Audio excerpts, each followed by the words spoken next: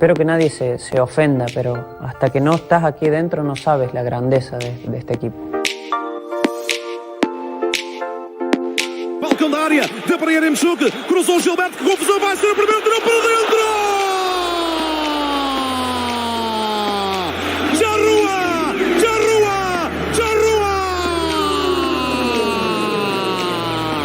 Marca Darwin, é Benfica, é Benfica, é Benfica!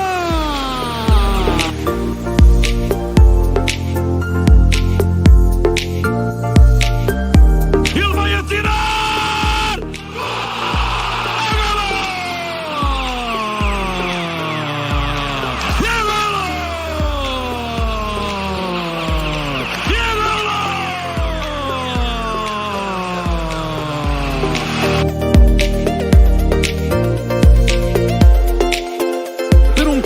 Absolutamente fenomenal da parte de Otamendi, vai errar, fez o alto para o golo, chapelou, tirou para dentro!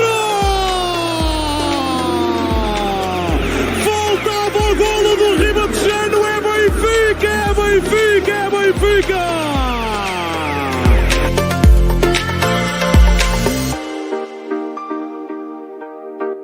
Só nós sentimos isso.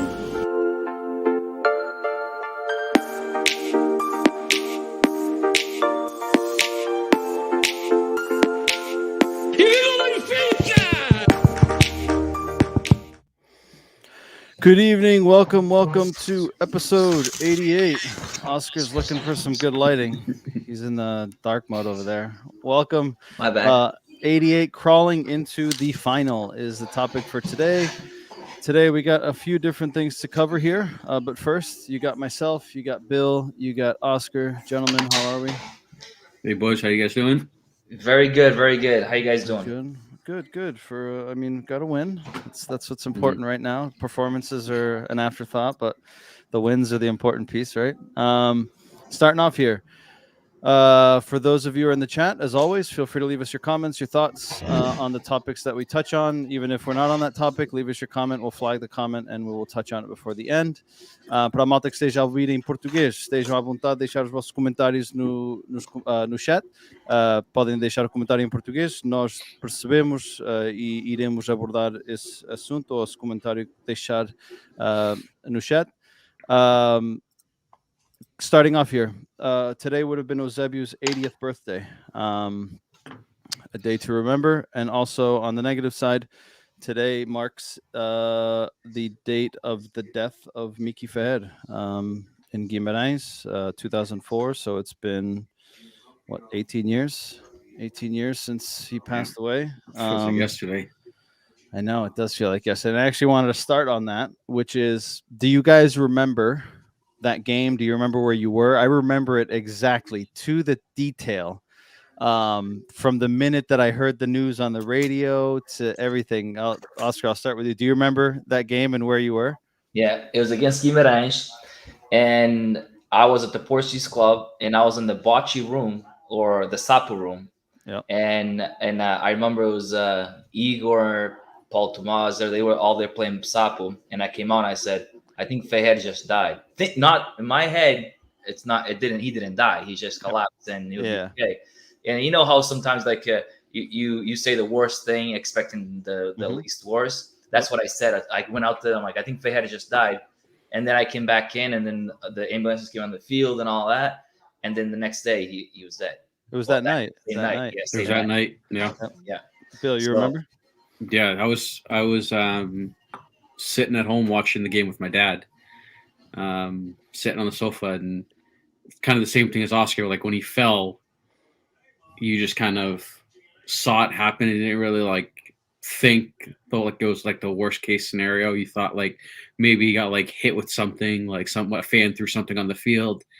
And then I think once I saw the replay and then like everyone's reaction, that's when it like sunk in and you're like, oh shit, no, this isn't like a stupid like fan throwing something on the field. Like this is something else. Or time. At the beginning, I thought it was time wasting. I thought he was just trying to kill the clock by going down and faking an injury. Yeah, cool. Yeah, because I remember like It was if I remember correctly, 1-0. it was late in the game, right? And like they didn't show him like fall. All of a sudden on TV, they like come back to him and he's on the ground and you don't know what the hell's going on. Yeah, it was a throw in. I remember I was sitting at home. We were all watching it. My uncles were there.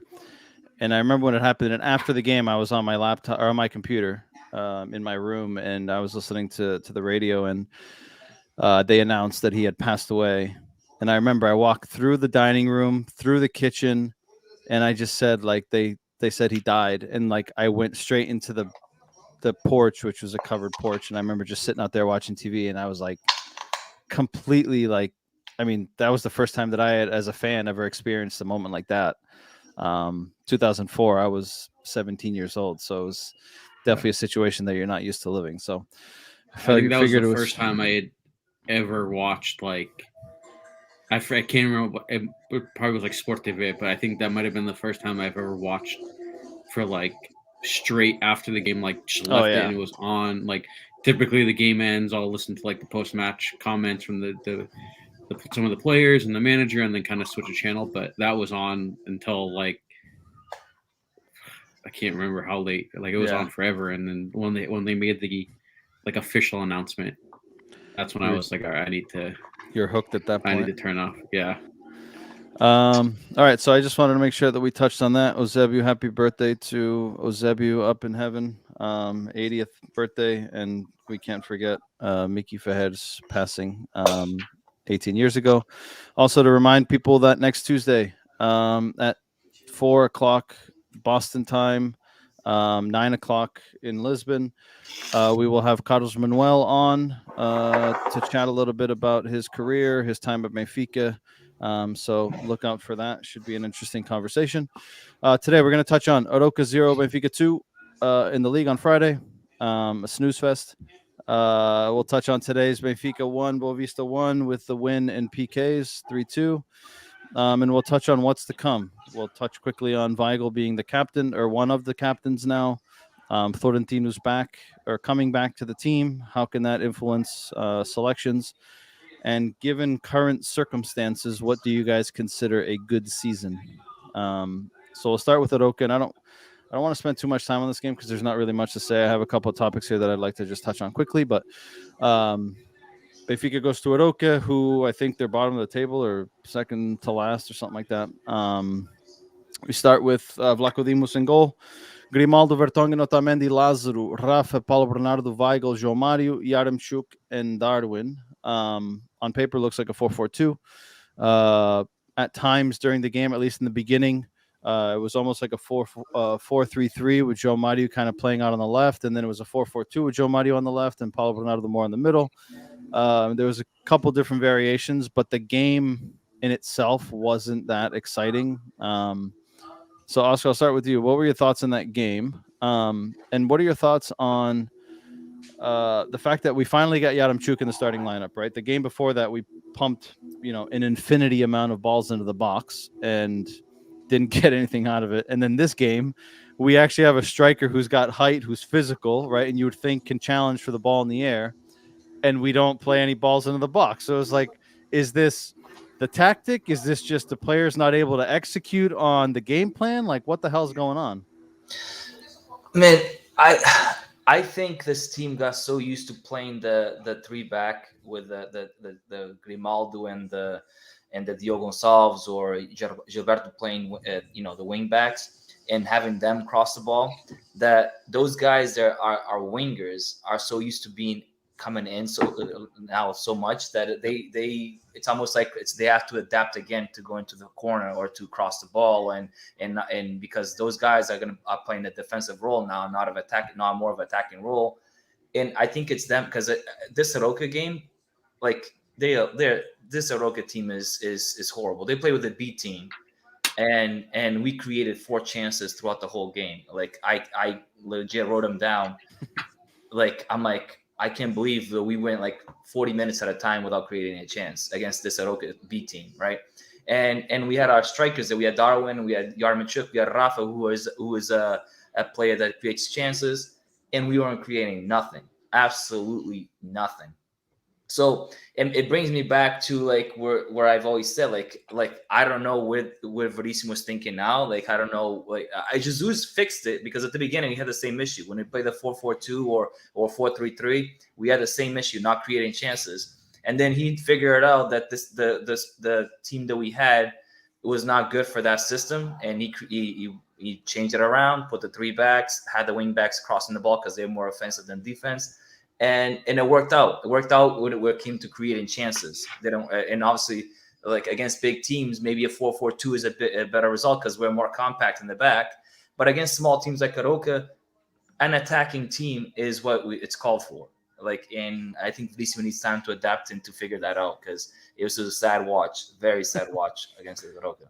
It was extremely painful game. Bill, thoughts on what Oscar said and your thoughts on the game, and then also my question to you is: Kenny mentioned it in the comments, and he unfortunately wasn't able to be here with us today to add his thoughts. But he had mentioned in our chat that it looks like we have 11 individuals out there and not a team. What are your thoughts on that as well?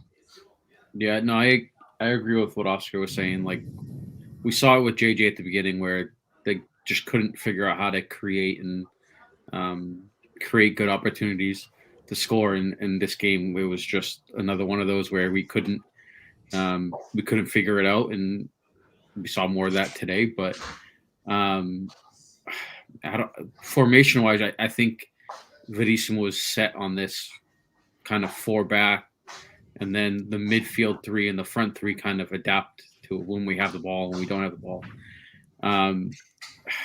It's painful. I agree with what Kenny's saying when he's saying like we don't have a team, right? Like it doesn't look like they're all on the same page. It kind of guy gets the ball head down, tries to beat a few guys, and then plays it off. But it doesn't look like attacking wise we have the attacking fluid motion between the team and everyone kind of is on the same page. Everyone knows what the game plan is. And I don't know if that's on the manager or if those are the players that are at the point now they're just tuning out any manager at this point, or I don't know what's going on because the last 3 performances, including today's, like there's no improvement from game to game. And these are games against teams that we shouldn't. Jump ahead.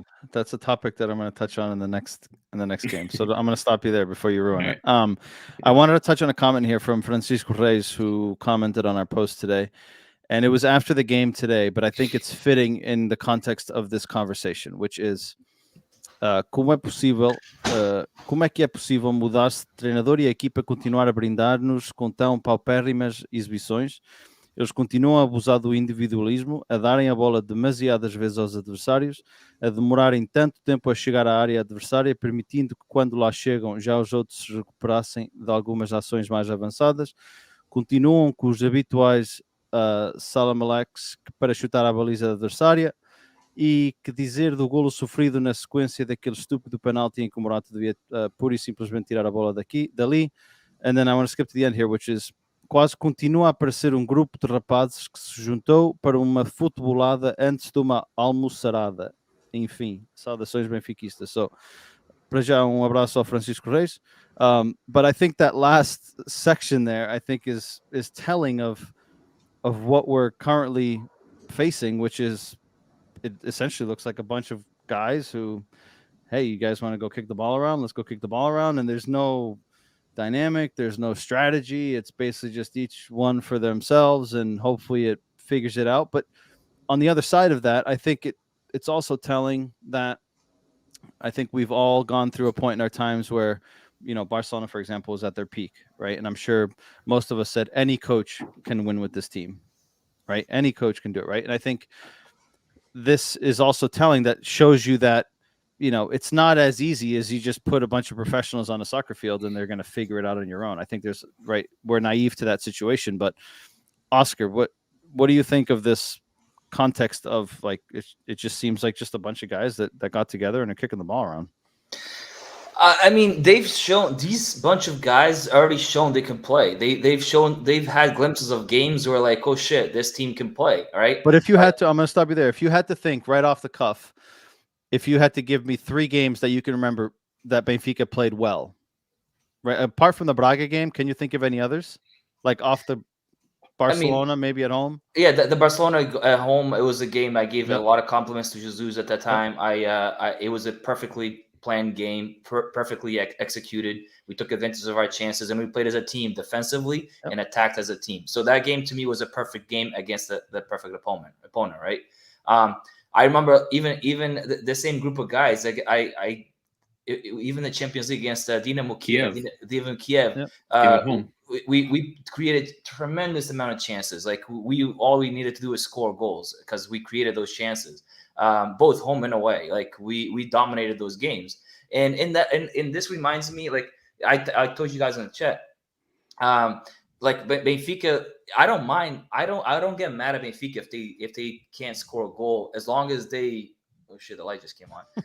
As long as they create like they dominate the game, right? Against a team like a smaller team, I expect them to go all out in attack, right? We had that example like years back, and I mentioned in the chat against Boavista, right, where they had William goalie that saved everything that was shot at them. Like Karagunis was taking shots, Simão was taking shots, and he saved everything. And we tied that game. We couldn't score. It was like 0-0, right? But that game was like, all right, it's one of those games that you could be here all day and not score. But we dominated. Now, when we play Aroucas and teams like this, and we create 3 chances, and it's a bunch of lost guys with no idea what their plan is supposed to be or what they're supposed to be doing on the field, right? And maybe this comes to Verissimo not knowing them yet well, or vice versa. They don't know what the coach wants, and maybe it takes a little more time. He didn't have a preseason to prepare it with these guys, so. Maybe it's a thing but I don't see, like Bill said, I don't see improvements from game to game, and that's what's scaring me. I mean, today, first half, we're not talking about this game today, but first half, it gave us glimpses of like, all right, maybe they're connecting, and then all of a sudden they fell apart again, and there goes a shit show. And we'll get to that. The last one that I wanted to touch on this topic is, do you guys feel like in the current state, right, the fact that, the situation that we've gone through, we're out of the Taça de Portugal, we're 9 points back from first place. Do you think that given the current state of things, that with the new manager, trying to give him time to kind of figure out who's staying, who's going, who fits my system, what system are we going to use, do you feel that the performance is taking or should take a back seat to the result, right? Like for us as fans, right? Obviously, we want to see Benfica play good football, right? Obviously, we want to see them play well and win. But should we take less importance of the performance right now and say, listen, like I know it's not going to get better overnight, right? I don't expect him to just, turn water into wine with the snap of a finger, but with wins comes confidence, right? And even though they're playing bad, right, or not playing very well, they're somehow winning, right? And that was only the last game, right? Because we tied to Moreirense, right? So, but in these 2 games, in this context, we're winning, even though we're not playing well. So do you think that as fans, we should say, okay, like given the current circumstances, let's look at the result more than the performance today, and then in 2 weeks or 3 weeks, right? Then there's a little bit more time that we can judge it on, and then we should expect a little bit more. Bill. And this goes a little bit into the conversation that I was going to say, and I guess we can bring them together, which is given the amount of games that he's had now as a manager, right? And again, I want to take the Porto one out because it was difficult circumstances and it was tight. But, right, he's had Paço Ferreira, he's had Moreirense, he's had this game, he had Arouca, right? So 4 games. And theoretically, with all due respect to every opponent, theoretically teams that are lesser levels of Benfica, and these we said it 2 weeks ago that these were the perfect games for him to start to gain some momentum and show something. But have you seen anything different? Any positives? Have you seen anything worse? See, that's the frustrating part. In these games, like I said earlier, you haven't seen improvements from game to game, right? And like that's ultimately what you want to see, right? Especially from a manager that's taken over halfway through the season, right? Like, yeah, it's going to take time to get his kind of ideas and stuff implemented in the team, but you would hope that in a span of 4 games, that every game you would see improvements. And you see glimpses of it, like today in the first half, like Oscar said, like they looked like they were playing better, and then it all went to shit in the second half. But again, is that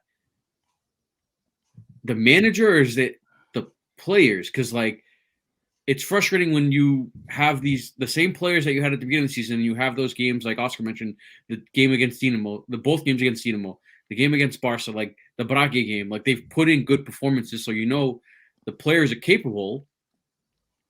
So it's like a fine line. Like, is the glimpse that we saw today in the first half finally the manager getting his stuff implemented, or was that just like the players were up for it in the first half and like thought they had it in the bag going into the second half? Like that, my biggest thing with these games is like if we're not winning, and even if we go up, like it just looks like we're like not interested in the game. Like there's no, like we've talked about, there's no like garra in these players. Like they just look like they're out there just to like collect a paycheck, and like you're down or tied, and like you don't see the fight in some of these players, and it's frustrating to watch at times. And like today was a perfect example. Like there's no reason. Don't skip ahead. All right. So have you seen improvements, or does it look the same to you? Have you seen? Has it gone backwards? It looks the same. I haven't seen anything get better. Oscar, do you agree? I think the only thing or one of the major things that this coach needs to figure out is what the game is asking for. And I don't think he knows yet. Maybe he doesn't know the players yet, because it feels like when we're doing something right, it feels like he messes that up by his touches or his substitutions or whatnot. Yeah. I think he needs to figure out the players that he has and what the game is asking for at the moment, because I think he just knows, okay, these 3 forwards are here in the bench and these 3 guys are playing there, so I'm going to take them out and put these in, without knowing what the game is asking for. And I think that's what's causing him these issues, and especially in the second halves when we're doing poor, is him touching the game with the wrong places. I agree with you, and I think there's a couple examples of that in the game today, which we're going to jump ahead to. But just to close off that game with Arouca, which again, there wasn't much to say. We got the win. That was the important. Darwin scores from a penalty. Gonçalo Ramos puts it away at the end.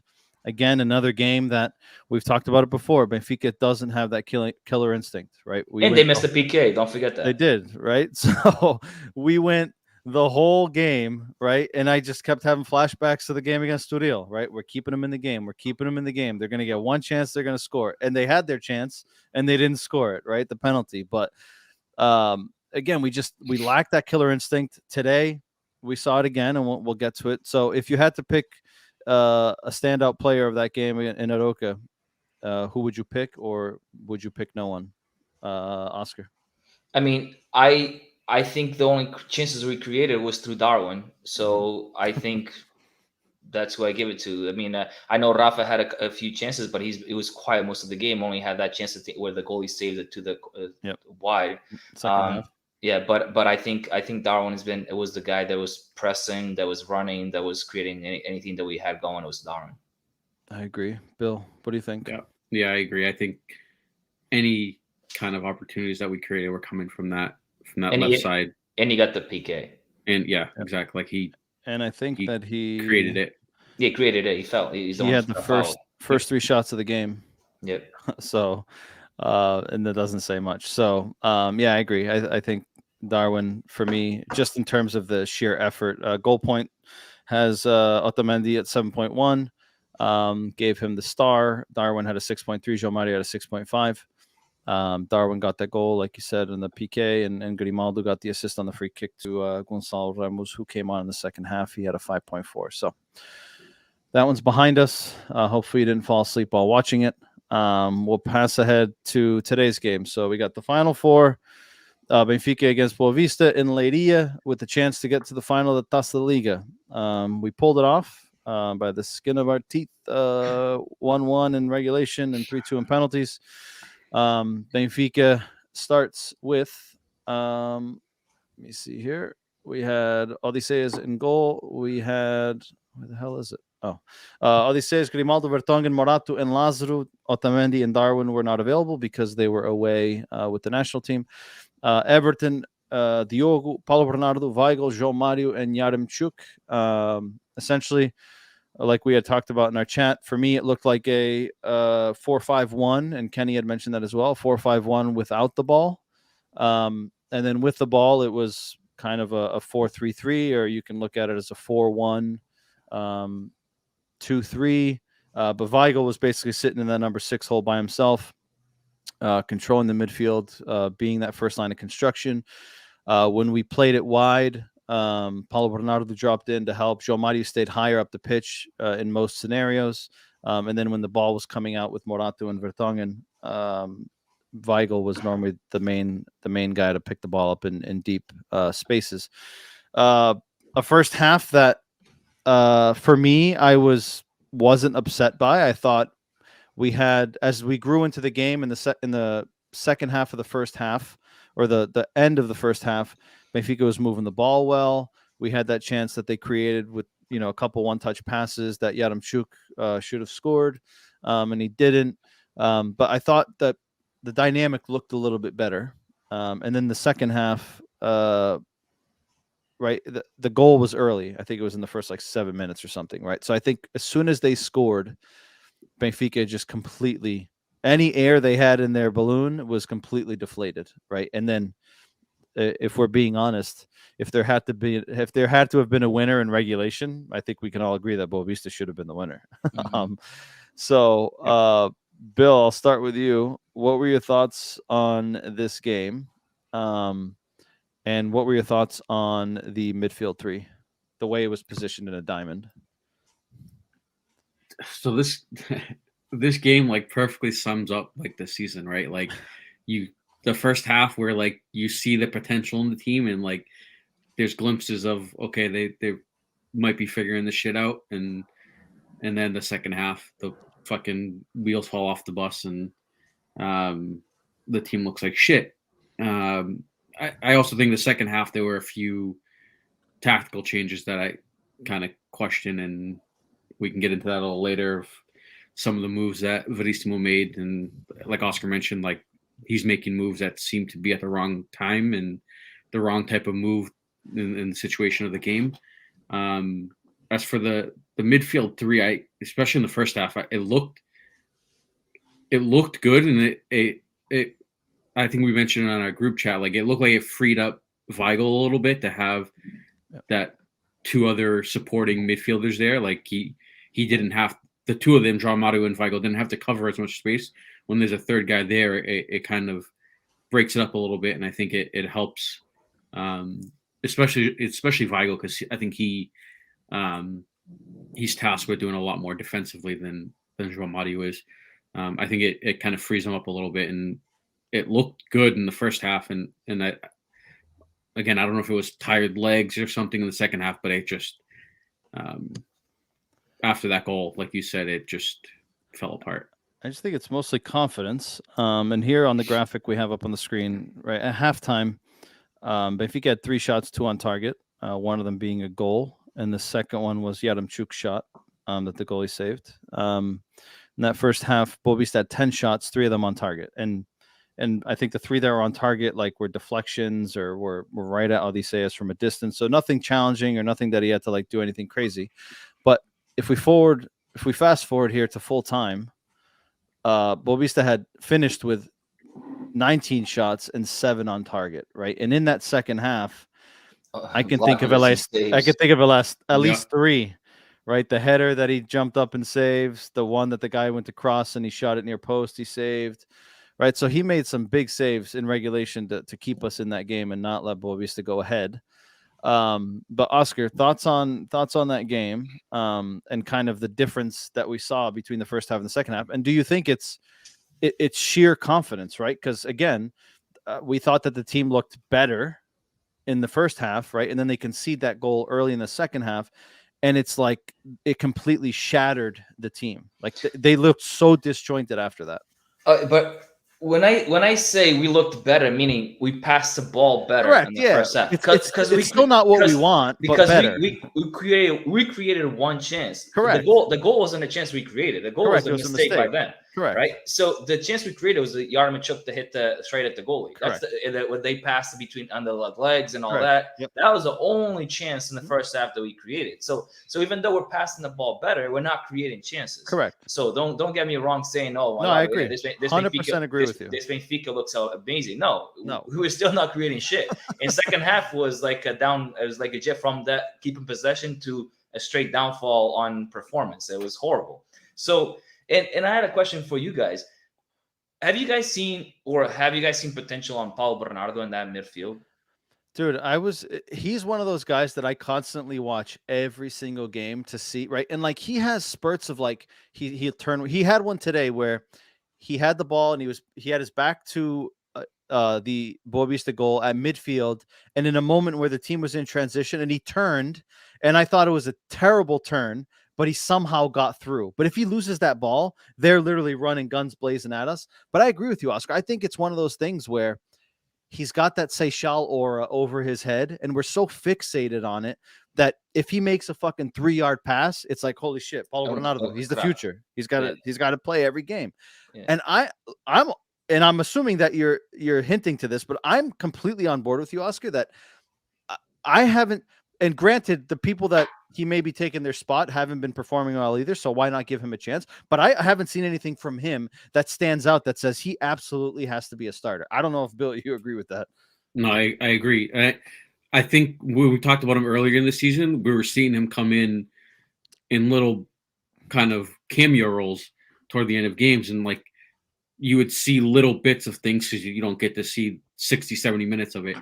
And I think we all agreed that when we saw cameos of him, we were all like, oh, all right, there might be something there. And now that we're seeing more of it, we saw those. He's not bad, but again, he's not standing out. You don't see these huge. I don't. The thing is, plays. Like, from players like him, like attacking midfielder type of player, right? I expect shots from outside. I expect through balls. I expect like an assist.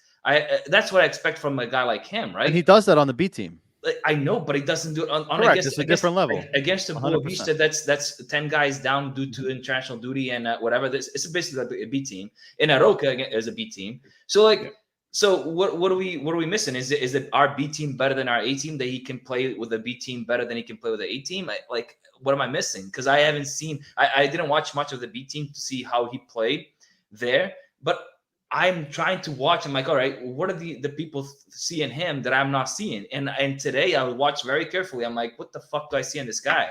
Like, what is he creating? Like, is he even like defending enough so to give João Mario a chance to go up? No, I feel like he's slow and he doesn't have the killer pass, so the killer shot from outside that we need on a number 8. So I'm just confused as to what this team is, how it's been put together. It's not working for me. I agree with you. And in the league, in the B B team, he has 10 games in the league, 2 goals and 1 assist. And he was voted best player of the league for the month in the second division, I think, last month. But again, it's a different dynamic. It's a different type of play, right? That B team is guns blazing, right? I watch them pretty often. They are, high press, high energy. At times they catch themselves a little bit disorganized because they're just balls to the wall. A lot of young kids on that team, right? Yeah.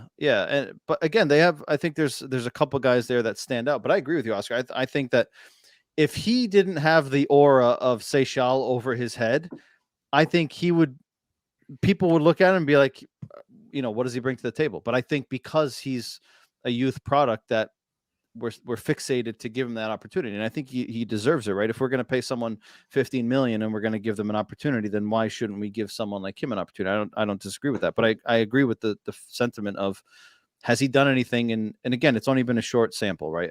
I think this is his 3rd start, but I think I would have liked to see a little bit more, but I also don't want to knock him to say, right, he's not good enough or he's not going to be good, right? Like, I don't think that's what any of us are saying, but I would have liked to at least see something, right? Like he had a couple of nice through balls, or a few shots from outside. Correct, He yeah. has a long distance. Like I believe, João Felix worked, right? He's a guy they threw into the lineup, and he penned out. Like he came out and on top. But a lot of these players that come from the B team, maybe it's just me, but I think it's a player that should be worked into the squad, right? Like have the normal squad, and then have the game like this against Boavista, even as a 3 midfield, Atarapt would probably create more chances than Paulo Bernardo did. He can maybe do 20 billion wrong passes, but he'll give you three good through balls or for the forwards. The forwards are not creating chances because the balls are not getting to them. And we need somebody there to create those chances. I'm not even going to bring up Pizzi because that's boat sailed, and I'm done preaching about him. But even a Tarap to probably do a better job of creating chances in front of the 2 midfielders than Paulo Bernardo did. And maybe Paulo Bernardo, Tarap would start, or Pizzi would start, and have Paulo Bernardo come in the 63rd minute and work out the last 30 minutes of the game. To me, that would make more sense to work Paulo Bernardo into a squad and get him used to it instead of having all the pressure on him.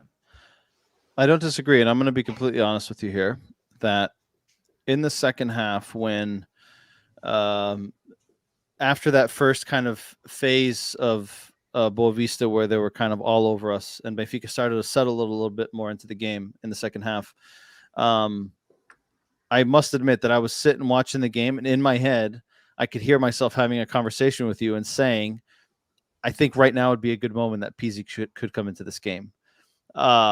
Because that fact of we were starting to possess the ball a little bit more, but we literally were just going side to side, back, side to side, back, right? And I wanted to touch on this, which is, right, we were talking about Yaremchuk in our chat, which is, and you touched on that, Oscar, which is, it seems like no matter what striker's up there right now, like you're going to get one shot, right? And if you don't take that one shot, you're fucked because you're not going to get another shot. Or create it yourself like Darwin. Exactly. Yeah. So it's like, whether it's Seth, whether it's Gonzalo, whether it's Yaremchuk, whoever the hell is up there, like you're basically on an island by yourself. You're going to be lucky if you get one clear goal scoring chance, right? And Yaremchuk had his today, and he fell backwards and shot the ball and mishit it. But you're going to get one chance, right? And so basically we're asking our strikers to be 100% efficient, right? And when the team's not playing well, the team's not confident, it's not gelling, it's really hard to be efficient. It's hard to be 100% efficient when the team's playing well. It's even harder to do it when the team's not playing well. But I want to pass the ball to you on that, Oscar, in terms of Yaremchuk and the strikers and the chances, because, you had brought it up in the chat. So I just wanted to kind of get your thoughts on that. No, I mean, Yaremchuk has a lot to prove to me as a striker. Still. To all of us, I think. Right, but I like I said in the chat, I had him as my disappointment for the season because I feel like it would take him a year to adapt and to whatnot. And so far, he had a good spell at the beginning. He scored a few goals and all that. And then he fell. It felt like Seferovic when he first started. Until November, he was like our A striker, and then all of a sudden, then he just fell off a cliff as well. So to me, I can't blame them. Just like you said, today we had Diogo Costa got into the game. Diogo Gonçalves got into the game, and he was actually crossing the ball to the box, and all of a sudden take him out. All right. And then we put in a Gonçalo Ramos. He's not going to go to the corner and cross the ball. He's going to try going to the middle. We had Everton, who's used to going to the middle to cut in and shoot from the outside of the box. So Yaremchuk being there is just holding a man. Yeah. Basically running around like an idiot and holding him cut off and just trying to work his ass off. But yeah, when he was dropping a lot in between lines to link play. But by the time the ball got wide, he's still trying to get into the box, right? Yeah. So basically, like, who are you going to cross it to? No one. Yeah. Bill, what were your thoughts on that? And Oscar touched on the substitutions, and I know that you were going to touch on it earlier, which is he took Diogo Gonçalves off. He moved Everton to the right, which I thought he lost complete influence in the game when he moved to the right because he's so used to playing on the left and cutting inside. It's almost like he doesn't know what the hell to do with himself when he's on the right, considering that he's a righty. I would have preferred, if he was going to move Everton to the right, to bring on Radonjic on the left instead of Gil Diaz. But although I will say that Gil Diaz didn't play bad, he created a couple chances to get himself down the line. His service into the box just wasn't good, but he created a few half chances for himself. Right. And then Gonçalo Ramos coming in, like you said, Oscar, right? Like reading the game and knowing the moments of the game and what does the team need in that moment. And I thought that the substitution for Pizzi, I thought was late. I thought it could have been done, 15 minutes earlier.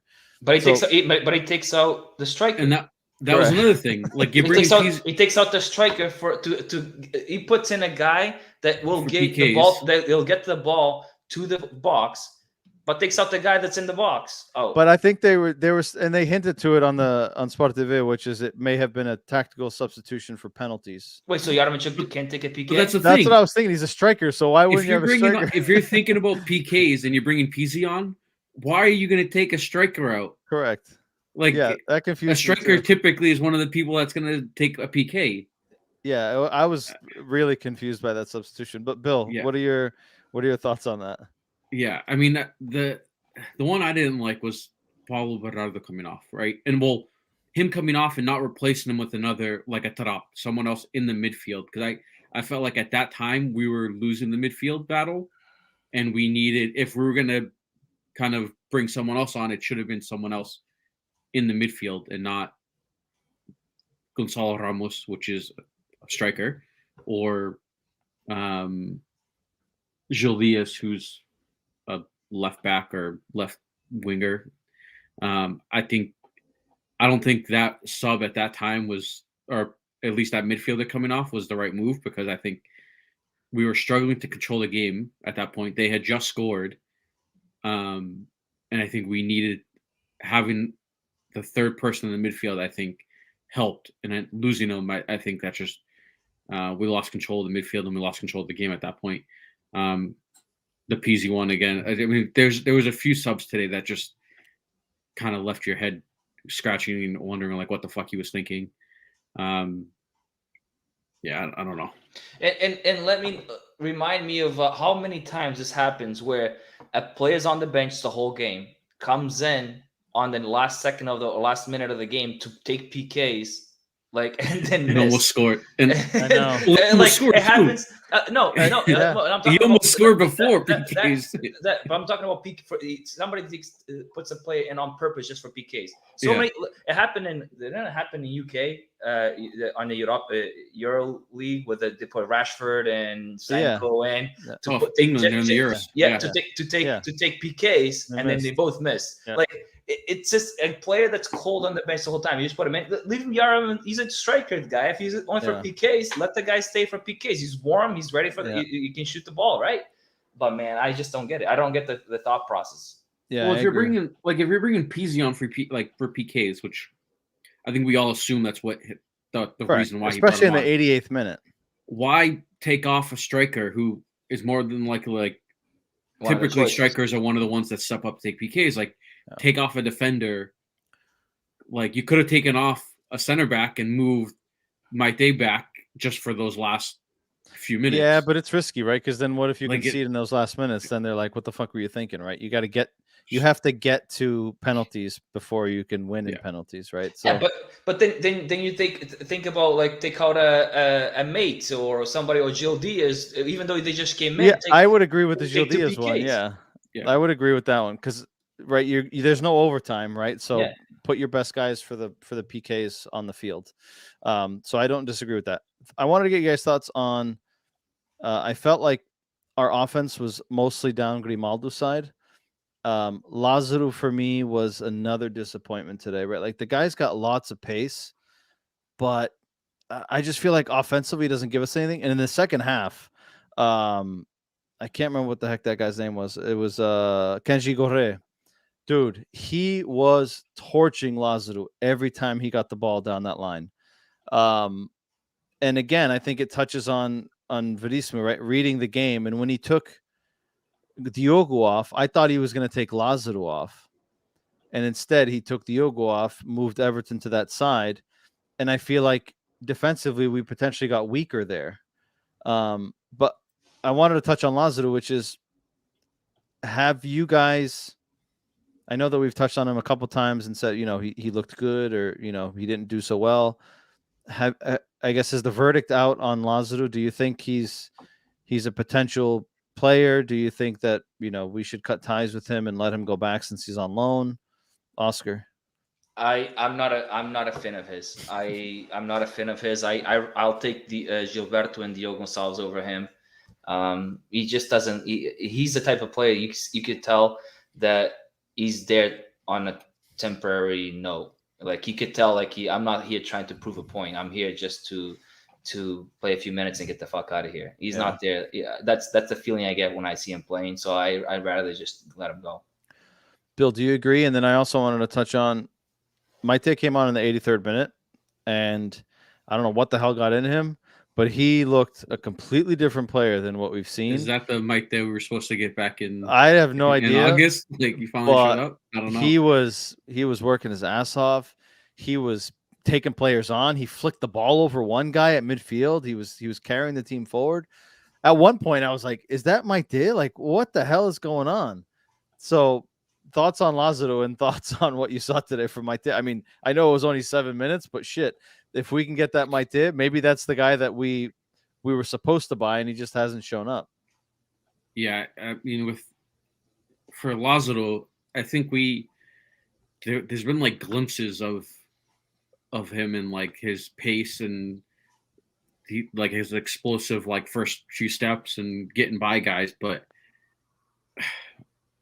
it hasn't been consistent enough for me. And I agree with Oscar. Like if you're saying keep him or let him go, I'm letting him go. And like I rather go into it like next season or with Diogo and Gilberto and like a young kid, like bring someone up from the B team or something like that, and that would be like the third choice in the back, because I haven't seen enough from him to warrant us paying whatever. He's Inter's player, right? Yes. Yeah, I mean, there's not enough. I haven't seen enough from him to warrant us paying whatever Inter's going to want for him his loan is till next season, the end of next season. It was like a year or 2 year loan. Yeah. But yeah, I would be surprised if he's still here.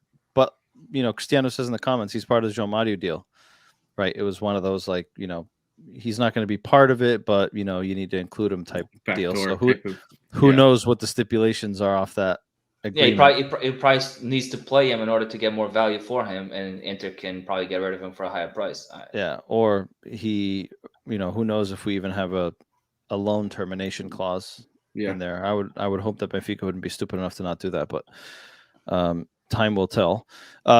We move on to the final, which is this weekend on Saturday. We don't know who the opponent will be. It's either going to be Sporting or Santa Clara. Chico Marcelino, boa noite, Chico. He says, "Hi guys, tonight was hard to watch." Yep. Yeah, but last Friday was harder, I thought. So today wasn't as bad. I feel like we're used to it already. Again, we don't know who the finalist is going to be with us, but wanted to get your thoughts on the final here. And I guess taking out who the opponent is, but do you think that this final, if Benfica is able to win it, that it could be kind of a stepping stone to propel the team to have another kind of breath of fresh air to move on for what's left of the season? Or if you look at it the other side, right, say it's a final with Sporting, right, which, again, with all due respect to Santa Clara, who they have beat Sporting recently, they also beat Porto.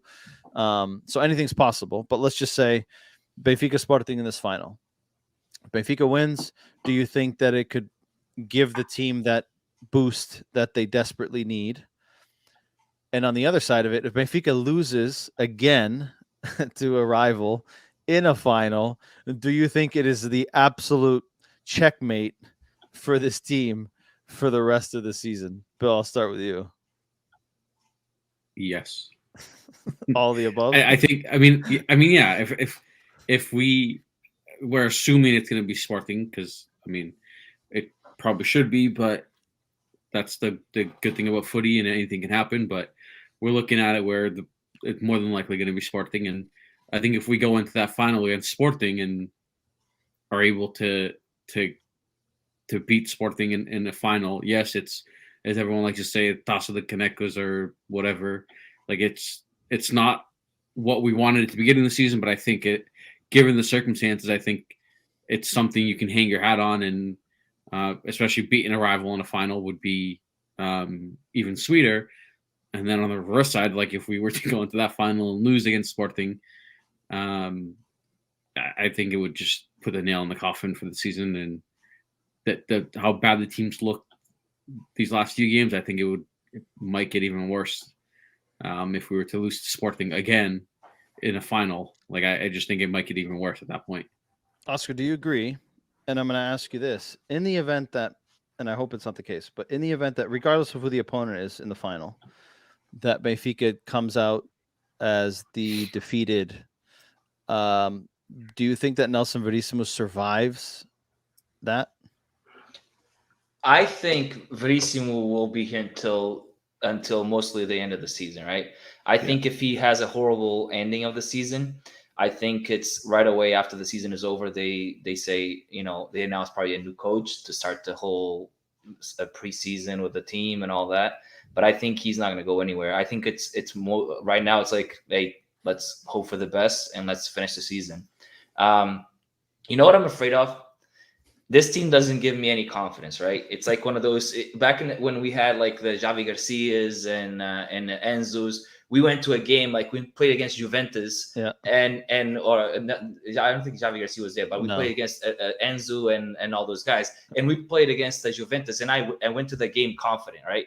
Like even though the Juventus was stacked with Pogba's and Pirlo's and all that, I went to the game like convinced that we can beat this, we can win, right? We beat Tottenham, we beat we smoked all these teams, everything, Everton, whatever it was, and I'm like, this team gives me confidence. We can play.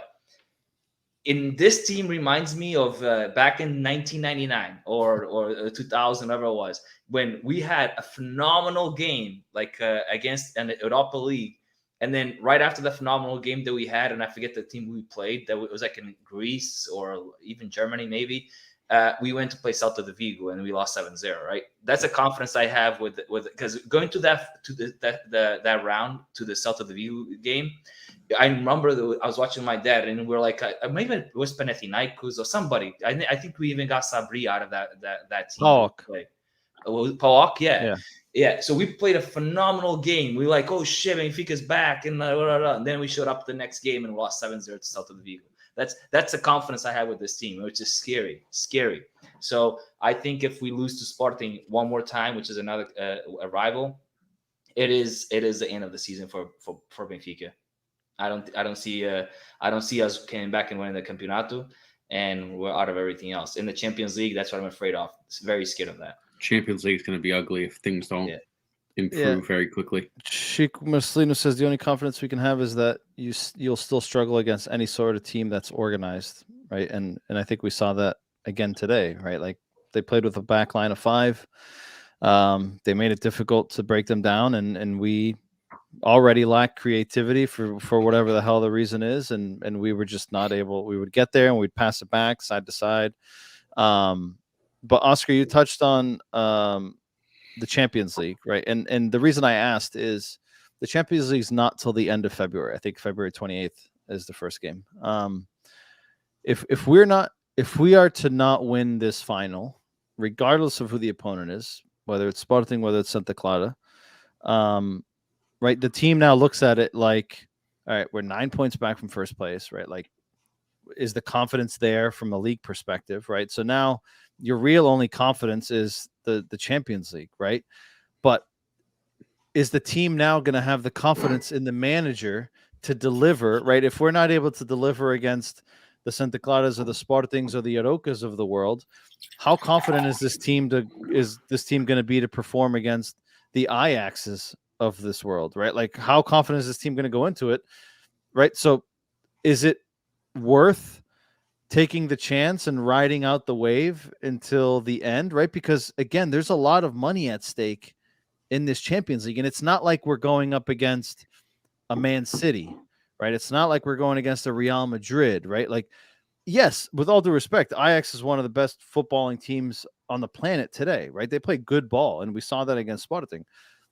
But of all the opponents that we could have got, I think we have an opponent that we could go head to head with, right?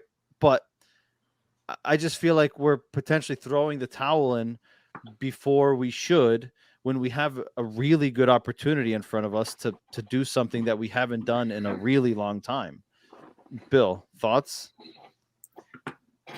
Yeah, I mean, my hope is that like these players, like it's the Champions League, like that holds so much like prestige in world football, right? Like, and my hope is that these guys go into that game like, all right, it's the fucking Champions League, Ajax at home, like they get up for it, and I think most of our better performances this year have come in the Champions League, right? Like the like we've touched the Barca game, the Tudino games. They are PSV like away. our right, like performances that if you look back on, like we hung our hat on, like this was a good fucking performance, have all come in, or for the most part have all come in the Champions League. So that's my only hope, that going into these games, these players like can somehow like flip a switch and like they get it onto like another level, that like if they realize like what's at stake, it's Champions League, like everyone wants to play in the Champions League, and they have an opportunity here where if they go into it and put in like two performances fucking out of this world, like we have a good shot of going through. But the way we've been playing isn't going to cut it. Like things need to change, and like manager, player, like it needs to be like everyone needs to. It needs to be a quick change, because if we go into those games against Ajax playing like this, it's going to be ugly. We're in trouble. Oscar, right? So we don't know the finalists. We'll find out tomorrow. Would you rather play against Sporting? Again, not knowing the results, right? Would you rather go against Sporting with a chance of revenge, if you want to call it that, right? Having lost at home and gotten embarrassed and played shit, having an opportunity to kind of put your stamp in the ground and say, listen, that game was a fluke. Let's go out and fucking and show what we're worth, right? And do you think that game against an opponent like that gives this team a different lift? Or would you rather go against Santa Clara, where you then potentially run the risk of people saying, oh, well, you won the Taça da Liga, but it was against Santa Clara, right? So, blah, blah, blah, blah, blah, right? So if you had your choice, what would you pick? Santa Clara, and I tell you, because I want to. I knew you was going to say that. But the thing is, what's worse if we lose a final to Sporting or lose a final to Santa Clara? But we're already used to. We have a better chance of beating Santa Clara. But wasn't it last year that we had to win against Santa Clara to stay in the race, and we lost to Santa Clara? I think it was last year. It was 2 years ago at home. We lost 4-3. Yeah. So it doesn't really mean it can't go either way. But I think we have a better chance of beating Santa Clara. So a trophy is a trophy, and I'd rather have the trophy. Before I pass it to Bill, I'm going to ask you guys this question now, which is, given the current circumstances, what would you consider a good season for Benfica today? Oscar, I'll start with you. Well, if we win out. Given what we're into today, right? We're 9 points back, right? So with what's rest of the season, what would you consider a good ending to the season? All right, a good ending to the season was us winning the Taça and going to the next phase of Champions League. To me, and obviously finishing the top two would be ideal, because I don't think only top two go to Champions League next year, right? 2 go direct, 3 goes to qualifier again. Oh, you still have it, the qualifier? Yeah. So finishing top 3, obviously, and it's very feasible because Braga is way behind third. So finishing top 3, preferably top 2, going to the next phase in Champions League and winning the Taça da Liga, I think that would have been considered. And even though we have the most expensive team to history, I think that's still considered as a good season relatively to where we are right now. Damn, you would say that's a good. I would say that's expected. Given current, I wouldn't say that. I would say given current circumstances. And Bill, I'll go to you next. And those of you in the chat, let us know what your thoughts. And again, this is based on current state, right? Not from the beginning of the season, but given to where we are today. I would say finishing in the top 3 and winning the Taça de Liga for me, given current circumstances, would be a good ending given what we're up against. Moving into the next round of the Champions League and the Taça de Liga and finishing top 3, I think would be a really good season. Yeah. Now, to me, is more like why I expect them to win the Taça de Liga, and I expect them to finish top 3. Right, that's expected. Now, to me, to make it a good season is make the next round of Champions League. Fair. Bill, you agree? No, I agree with what you were saying. Like given what is going on and how we've been playing lately, I think if we were to win the Taça de Liga and finish, would you say top 3? Yeah, because it at least gives us Champions League, even though we don't want to have to qualify. Yeah, if we get Champions League and win Taça de Liga, given the current circumstances, I think that would be a good season. And Chico makes a comment here, which is we need a direct Champions League qualification so we have more time next preseason. And that's been the pattern in the last 2-3 years, whereas we start our season, right? In August, we end up playing like fucking 9 games. Like it's just balls to the wall, right? You don't get the team ends up getting toasted before mid-season. So that's another valid point, right? And it touches on what Oscar had said, right? Is if we can get into that top 2 spot, which is only 3 points away from us, so it's very attainable. That obviously would be a little bit better, but I do think that winning the Taça de Liga, I think for me is an absolute must, given the fact that we won nothing last year, and we could at least win something, right? Again, you can call it whatever you want, Taça de Cerveja, the Taça de Cortiça, whatever you want to call it. A cup's a cup, right? And we would have all have said it at the beginning of the season. If we had to rate all the competitions and what's the least important, 100% this is the least important of all of them, right? But I'm also of the opinion that if you're not going to play a competition to win it, then you might as well not play in it, right? So we have an opportunity to win a title. Winning titles brings winning mentality, whether it's the top tier or the third competition. So I think regardless of the opponent, losing this competition on Saturday will be, you talk about a cliff, Oscar, this is a fucking cliff, in my opinion. If we don't win this game, regardless of the opponent, and even worse, if it's against Sporting, if we don't win this game, there's not going to be a parachute that can keep you from hitting the ground.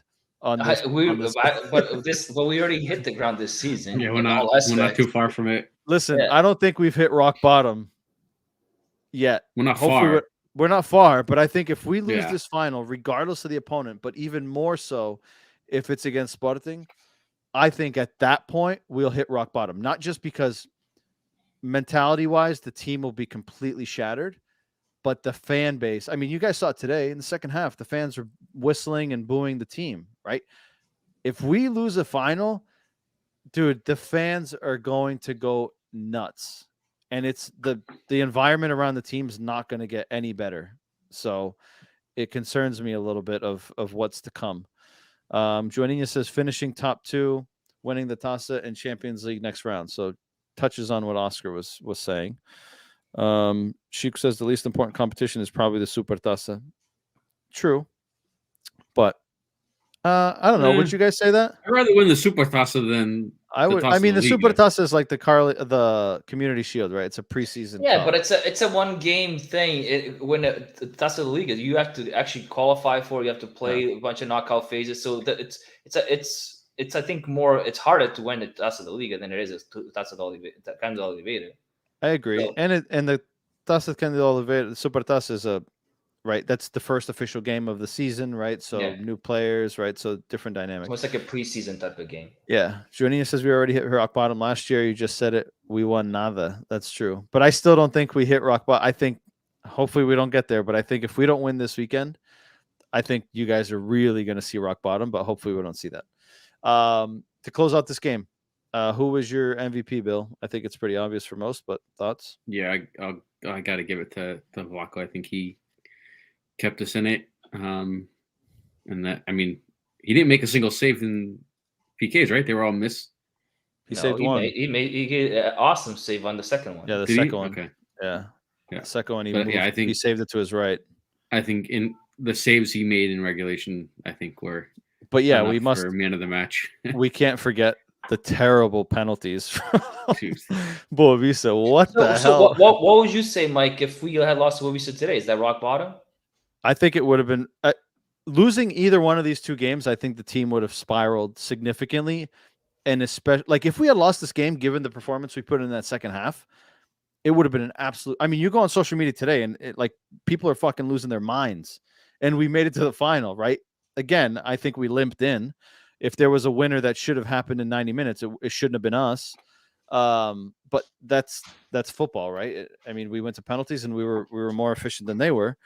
But again, I hope that it doesn't come to that. But I fear that Saturday could be one of those moments for Benfica that it absolutely lifts the team, or it absolutely like it's the breaking point. I think for me, and hopefully it doesn't break. Hopefully it makes it a little bit stronger. Oscar, who's your MVP? Yeah, I mean, Bill said it. I thought Everton had a good game.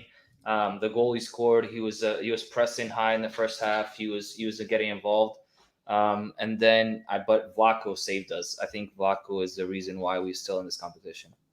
I agree. I don't think anyone can deny that. Vlaco Dimos got 7.0 on goal point. He was actually rated or voted player of the match.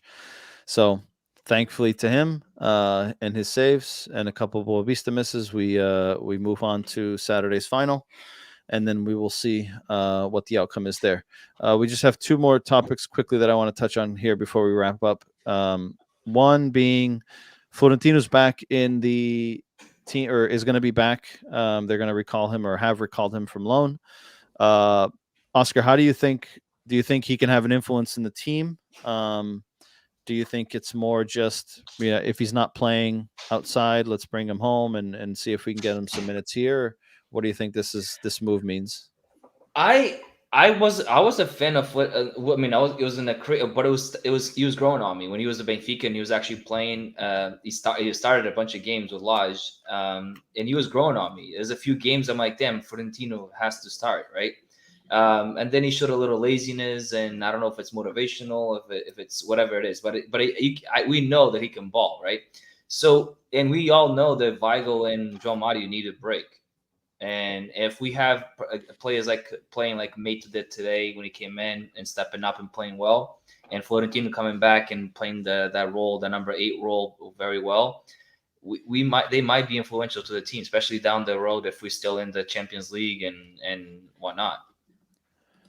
Bill, do you agree that he can have some influence, or do you think it's more just bring our home players back and see what we can do with them here?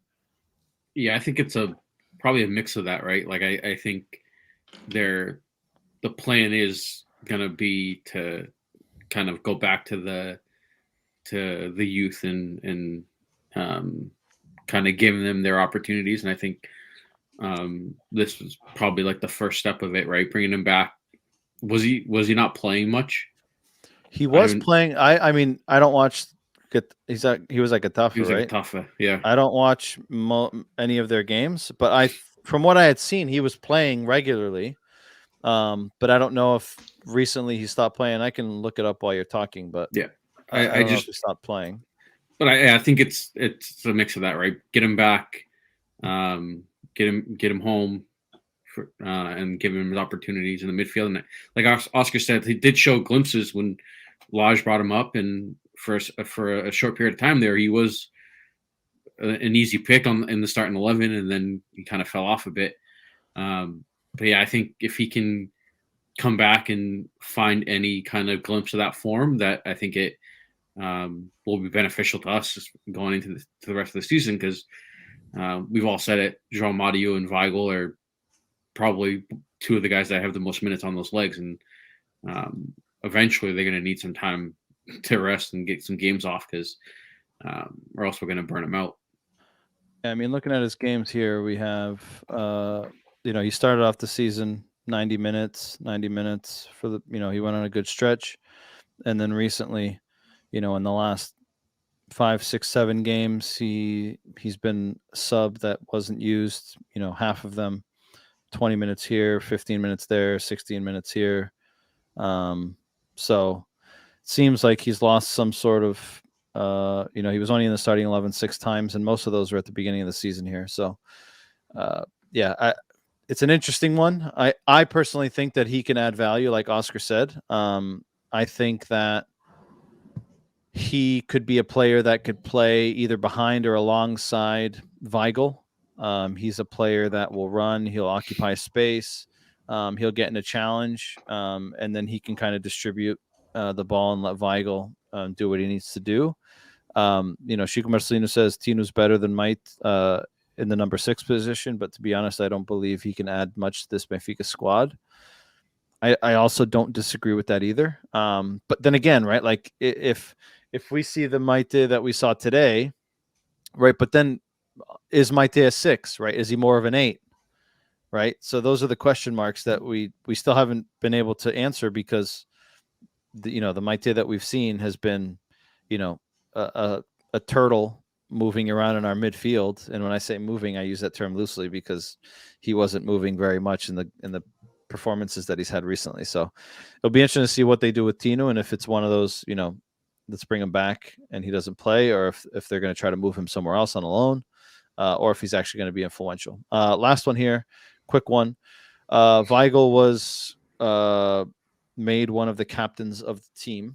And I know this topic has come up very often with people saying, why isn't Rafa a captain? Why isn't Grimaldo a captain? Any objections to this decision, you guys think, Bill? No, I'm not. I know a lot of people, I think it was like the old school way where like it was like seniority type of thing, right? Like typically it would go to whoever's been on the team the longest. I'm not of that mindset. I think the captaincy has to go to people that have a voice on the field and kind of lead by example. And I think he's been in these last 2 years, he's easily been our most consistent player. And I don't have any issue with him being named one of the captains. Oscar? The only reason why I do is because first of all, I don't know how good he speaks the Portuguese language, and second of all, he's not vocal. He's not a guy that you can tell he's on the field, like telling people, here this, there's. He's not a leader, meaning vocally leader, like Otamendi is. You can tell Otamendi is a leader on the field. Weigl is a guy that he does his job perfectly fine. Probably the best this season. But making you the best player on the team doesn't mean you're a captain, right? So he's to me, it needs somebody that's more vocal, and obviously somebody that speaks the language. So I don't know where this comes from, but I don't disagree. The article that I had read was that the team respects him in the locker room and they look at him as a leader, right? But I agree with you. He doesn't seem to be the most vocal on the field. But again, I don't know what that looks like. But then again, like Vertonghen doesn't come across as a guy that's really vocal on the field. But then again, he was captain at Tottenham. He's captain for the Belgian national team. So I don't know. Maybe some of these leaders have different ways of approaching how they do things. I don't know. Maybe players would prefer someone who's not constantly yelling at them during the game, right? I don't know how it pans out, but I thought it was an interesting choice. But I'm not bothered by it because I think he's one of our more consistent players, right? And he's former German international, and I think he has some status in that locker room. Again, I don't think being one of the better players makes you a good captain or a good leader. But I think them appointing him one of the captains, I think for me at least gives us an assurance that he's probably not going anywhere anytime soon. Hopefully that's the case. But then again, if somebody comes knocking with some big stack of cash, I can't imagine Benfica is going to turn it away either. Joaninha says here, at the end of the day, we aren't in the locker room to judge. It's a good point, right? So I figured Oscar. Yeah, but a leader is not only in the locker room. A leader is somebody that leads a team out in the field, and on the field defends the team, right? So if there's a yellow card or a foul that the ref does against your teammate, you want to see that your leader, your captain, arguing that call if there's a right to be argued. I don't see Weigl arguing it. Yeah, Correct. so I need Otamendi. Otamendi would 100%. He would go up to the Otamendi ref argues and everything. like you look, but that's a leader. You look at Correct. Pep, right? Yeah, Pep will yeah. go into the ref's face and argue that call, even though some people don't like it. But that's what a captain does. You defend your team on the field and outside in the locker room. Now, somebody that does a little probably PowerPoint speech on the locker room with a laser, it can be a good role model, but it's not a lead on the field. Do you think, and just to cap this one off, do you see that in Ruben Diaz, for example? He's the captain now at Manchester City, or one of the captains. Do you see that characteristic in him, Oscar? Ruben, of course I do. Ruben Vote Diaz on the field? Yeah, he does it. Ruben Diaz, like, even when there's a hard tackle, you can tell, like, when he does a hard tackle, he looks at the players and he does, like, screams. Like, I've seen that multiple times with him doing it in Man City and in Benfica. Like, that's a guy that comes on the field. You can tell that he's motivating other players, right? When he does something well, he looks at the other teammates like, this is what you guys have to do. Like this is, I'm leading by example. That's a leader. And to me, that's the best quality on a leader is that. Joaninha says Ruben Diaz is just the fucking man. Yeah, he is. He was undisputedly our captain. If even over Otamendi, if he had stayed. If he had stayed. Yeah. Well, that is the last topic for us. We have the final coming up this weekend. We don't know the opponent. We'll find out tomorrow. I personally would, as much as I hate to say it, I would like to play Sporting and get some payback, hopefully. But then I'm worried that if we don't win, it's going to be a fucking shit show. But hey, I would rather go up against them. We will be back tomorrow with the Portuguese podcast with the other guys. Want to thank everyone in the comments. Joaninha, Chico, Cristiano was in there. We had some earlier ones. Carlos from the UK, Luisa Augusto. We had quite a lot of views, but people were shy today. I don't know. Maybe they were just kicking back and didn't want to type anything to us. So that's fine. If you're listening to us after the fact or watching us after the fact on Spotify, Apple, Google, or watching us the video format, don't forget to subscribe, like, retweet, share, follow, all of those other things that I may have missed. Again, we'll be back tomorrow. Portuguese podcast will be back next week for the English recap of the final of the Taça Liga. Gentlemen, as always, a pleasure. Viva Benfica, and have a good evening. Good night, guys. Good boys.